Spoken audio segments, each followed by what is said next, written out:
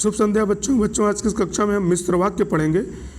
इसके पहले वीडियो में हमने सरल वाक्य और संयुक्त वाक्य को बताया है और इस वीडियो में हम मिश्र वाक्य पढ़ेंगे, विस्तार से जानेंगे। ठीक है, तो आइए हम वीडियो शुरू करते हैं। वीडियो अच्छी लगे तो लाइक कर, अपने दोस्तों में शेयर करें और चैनल पर नए हैं तो चैनल को सब्सक्राइब करना ना भूलें। तो यहाँ पर देखिए मिश्र या मिश्रित वाक्य देखेंगे। देखिए मिश्र वाक्य किसे कहते हैं?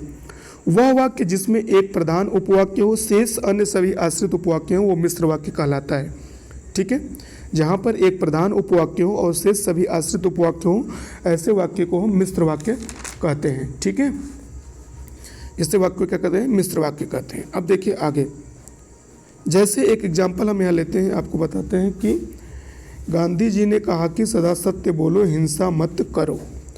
अब गांधी जी ने कहा, गांधी जी यहाँ पर क्या है? एक कर्ता है। क्या है? कर्ता। गांधी जी यहाँ कर्ता हो गए, कहना क्या हो गई? क्रिया हो गई। क्या हो गई? क्रिया। तो जहाँ पर भी जब किसी वाक्य में एक कर्ता और एक क्रिया है तो कौन सा वाक्य होता है? साधारण वाक्य, सरल वाक्य होता है। तो गांधी जी ने कहा यह एक सरल वाक्य है। ठीक है, अब उन्होंने क्या कहा? एक की जो है एक योजक है जो कि अन्य वाक्यों को जोड़ रहा है। सदा सत्य बोलो, हिंसा मत करो। गांधी जी ने कहा कि सदा सत्य बोलो, यहीं पर वो नहीं रुके, उन्होंने आगे भी कहा कि हिंसा मत करो। अब कहा कि सदा सत्य बोलो, हिंसा मत करो। अब सदा सत्य बोलो, इसमें वाक्य में ना ही कोई आपको क्रिया दिख रही है, ना कोई कर्म दिख रहा है। इस वाक्य में भी ना ही कोई आपको क्रिया दिख रही है, ना कोई कर्म दिख रहा है। ठीक है, सदा सत्य बोलो। तो अब यह जो दोनों वाक्य हैं, ये वाक्य क्या है? ये डिपेंड है गांधी जी के कहने के ऊपर। ठीक है, तो गांधी जी ने कहा कि तो जहां पर एक वाक्य में जहां पर एक कर्ता हो एक क्रिया हो, वह सरल वाक्य होगा। ठीक है, और जब क्रिया और कर्ता का पता ही नहीं चल रहा हो जिस वाक्य में, तो वह जो वाक्य होगा वो क्या होगा? आश्रित उपवाक्य होगा। तो यह जो गांधी जी ने कहा यह क्या है? यह प्रधान उपवाक्य। यह कौन सा उपवाक्य है? यह प्रधान उपवाक्य। सदा सत्य बोलो और हिंसा मत करो, ये आश्रित उपवाक्य। ये कौन सा है? ये आश्रित उपवाक्य है। ये आश्रित उपवाक्य है और यह जो है प्रधान उपवाक्य है। ठीक है, गांधी जी ने कहा यह प्रधान उपवाक्य, सदा सत्य बोलो, हिंसा मत करो, ये आश्रित उपवाक्य है। ठीक है, मिश्र वाक्य में प्रधान उपवाक्य एक ही होगा। मिश्र वाक्य जो होगा उसमें एक और पहचान है मिश्र वाक्य की, कि मिश्र वाक्य में जो प्रधान उपवाक्य होगा वो केवल एक होगा। ठीक है, बाकी सब क्या होंगे? आश्रित उपवाक्य होंगे।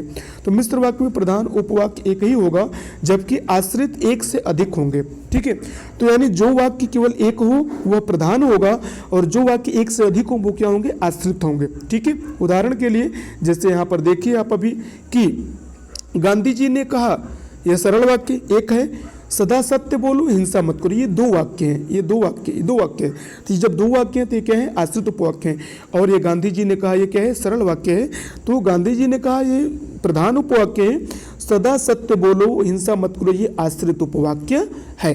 ठीक है, उम्मीद करते हैं आपको समझ में आ रहा होगा। उसके बाद देखिए आश्रित उपवाक्यों का आरंभ जो होता है वो कैसे होता है? योजक शब्द से होता है। योजक शब्दों से आश्रित उपवाक्यों का आरंभ होता है। ठीक है, प्रधान उपवाक्य एक प्रकार का जो होता है वो साधारण उपवाक्य होता है, यह सरल उपवाक्य होता है। मिश्र वाक्य में जो प्रधान उपवाक्य होता है एक प्रकार का सरल वाक्य या साधारण वाक्य होता है। ठीक है, और जो आश्रित उपवाक्य होते हैं वो क्या होते हैं? वो योजकों से शुरू होते हैं। जैसे जिसकी लाठी उसकी भैंस। जिसकी लाठी उसकी भैंस, अब अभी मैं इसको बाद में एग्जाम्पल दूंगा, पहले आपको ये एग्जाम्पल देता हूँ कैसे योजक से शुरू हो। जैसे देखिए गांधी जी ने कहा कि सदा सत्य बोलो, हिंसा मत करो। की यहाँ पर क्या है? योजक है। अब देखिए आश्रित उपवाक्य की से शुरू हो रहा है। कहाँ से? की से। की सदा सत्य बोलो, हिंसा मत करो। तो जितने भी आश्रित उपवाक्य होंगे वो किससे शुरू होंगे? वो योजक से शुरू होंगे। क्या होंगे? योजक से। जैसे की यहाँ पर योजक है तो की से शुरू हो रहा है, की के बाद सदा सत्य बोलो, हिंसा मत करो, ये आश्रित उपवाक्य कैसे शुरू हुआ? की योजक के साथ शुरू हो रहा है। ठीक है, तो इसको हम आश्रित उपवाक्य कहेंगे। तो अब आपको पहचान करने में आसानी होगी कि योजक से जो शुरू होंगे, योजक से शुरू होने जो भी वाक्य होंगे वो आश्रित उपवाक्य होंगे और योजक के पहले वाले जो होंगे वो क्या होंगे? प्रधान उपवाक्य होंगे। पहली पहचान। दूसरी पहचान ये है कि प्रधान उपवाक्य जो होगा वो वाक्य में केवल एक होगा और प्रधान उपवाक्य में केवल एक ही कर्ता होगा और एक ही क्रिया होगी। ठीक है, अब उसके बाद देखिए अगला एग्जाम्पल देखिए। अब देखिए जितने भी मुहावरे और लोकोक्तियां आती हैं ना, वो सब किस में आते हैं, वो सब के सब मिश्र वाक्य के अंतर्गत आती हैं। किसके अंतर्गत? मिश्र वाक्य। जितने भी मुहावरे लोकोक्तियां, जैसे जिसकी लाठी उसकी भैंस, जिसकी लाठी उसकी भैंस, ये क्या है? ये एक लोकोक्ति है, ठीक है।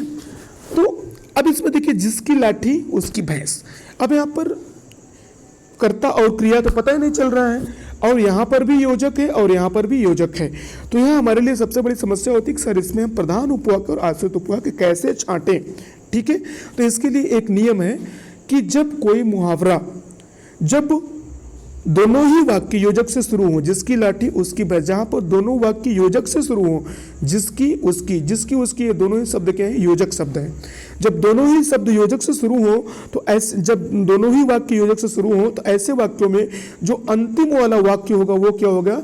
प्रधान उपवाक्य होगा। क्या होगा? प्रधान उपवाक्य। जिसकी लाठी उसकी भैंस में उसकी भैंस जो है वो क्या है? प्रधान है। क्या है? प्रधान है। और जिसकी लाठी ये क्या है? ये आश्रित है। क्या है? आश्रित। तो ऐसे वाक्यों में, इस तरह के वाक्यों में क्या होगा कि इस तरह के वाक्यों में यदि, अब इसके लिए नियम है, अब मैं बता रहा हूं, आप उसको सुने, हर चीज लिख करके नहीं बताई जा सकती, मैं बता रहा हूं, आप उसको सुने कि यदि मिश्र वाक्य के सभी उपवाक्य, मिश्र वाक्य के, यदि किसी मिश्र वाक्य के सभी उपवाक्य योजकों से शुरू हो, किसी योजक से आरंभ होते हैं, तो अंतिम उपवाक्य ही प्रधान होता है। जैसे आपको यहाँ पे एग्जांपल मैं दे रहा हूँ कि जिसकी लाठी उसकी भैंस, जिसकी भी योजक है उसकी भी योजक है, दोनों ही योजक से शुरू है। तो इसमें जो अंतिम उपवाक्य है उसकी भैंस, यह क्या होगा? प्रधान उपवाक्य होगा। उसी तरीके से अगला एग्जाम्पल देखिए, जितना गुड़ डालोगे उतना ही मीठा होगा। अब जितना और उतना ये क्या है? योजक है। तो अब इसमें कौन सा प्रधान उपवाक्य होगा, कौन सा आश्रित उपवाक्य होगा? तो जितना गुड़ डालोगे ये क्या हो गया? आश्रित हो जाएगा, क्योंकि दोनों ही योजक से शुरू हैं। उतना ही मीठा होगा, यह क्या होगा? प्रधान हो जाएगा। क्या हो जाएगा? प्रधान हो जाएगा, ठीक है।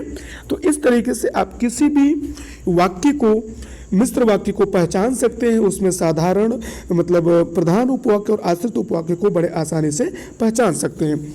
जब कोई उपवाक्य किसी योजक से शुरू हो तो आश्रित उपवाक्य होगा, और योजक से पहले अगर शुरू होता है जिसमें जो एक साधारण वाक्य की तरह है, जिसमें एक कर्ता एक क्रिया है, तो वह प्रधान उपवाक्य होगा, ठीक है। मिश्र वाक्य में जो प्रयोग होने वाले योजक हैं वो कौन कौन से हैं उसको हम देख लेते हैं। देखिए मिश्र वाक्य में जो प्रयोग होने वाले योजक हैं वो है कि, क्योंकि, जो, जिसे, जिन्ने, जितना, उतना, जैसे जैसे, जैसे, वैसे वैसे, ज्यों त्यों, यद्यपि, तथापि आदि। इन सभी योजकों से मिश्र वाक्य की शुरुआत होती है। आश्रित उपवाक्यों के भी 3 भेद होते हैं। देखिए, संज्ञा प्रधान उपवाक्य, विशेषण प्रधान उपवाक्य और क्रिया विशेषण प्रधान उपवाक्य, ठीक है। अब आप पूछेंगे सर संज्ञा प्रधान उपवाक्य क्या होता है? संज्ञा प्रधान उपवाक्य वह उपवाक्य होता है जो उपवाक्य की या क्योंकि योजक से जुड़े होते हैं, वो संज्ञा प्रधान उपवाक्य होते हैं। जैसे हमने कहा कि गांधी जी ने कहा कि, प्रधानाचार्य ने कहा कि कल छुट्टी रहेगी, ये कौन सा उपवाक्य होगा? ये संज्ञा उपवाक्य होगा। क्यों? क्योंकि यहाँ पे की योजक जुड़ा हुआ है। कौन से जुड़े हुए हैं? की। प्रधानाचार्य ने कहा कि कल छुट्टी रहेगी, तो यह संज्ञा प्रधान उपवाक्य होगा, ठीक है। विशेषण प्रधान उपवाक्य, ठीक है, जिसमें विशेषण बताए, मतलब विशेषता बताए, जिसमें विशेष मतलब जहां पर विशेषण की प्रधानता हो, ठीक है। क्रिया विशेषण प्रधान उपवाक्य, जहां पर क्रिया विशेषण की प्रधानता हो तो वहां पर क्रिया विशेषण। विशेषण प्रधान उपवाक्य की पहचान कैसे करेंगे?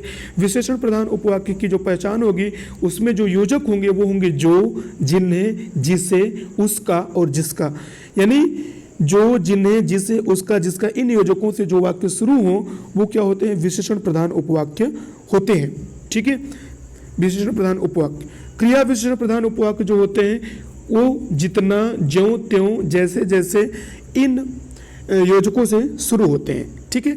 तो इस तरीके से उम्मीद करते हैं आपको समझ में आया होगा कि आश्रित उपवाक्य में प्रधान उपवाक्य, मिश्र वाक्य में प्रधान उपवाक्य और आश्रित उपवाक्य को कैसे समझें, कैसे छांटें। आपके डाउट क्लियर होंगे कि क्लियर हुए होंगे, मुझे मैं उम्मीद करता हूँ। अगर इसके बाद भी कोई समस्या रह जाती है, आपको कोई दिक्कत रह जाती है, आपको कुछ पूछना है, तो आप कमेंट के माध्यम से मुझे पूछ सकते हैं, अपनी समस्या का समाधान कर सकते हैं। उम्मीद करते हैं आपको समझ में आया होगा। तो आज के लिए इतना ही, मिलते हैं अगली वीडियो में। तब तक के लिए जय हिंद, जय भारत।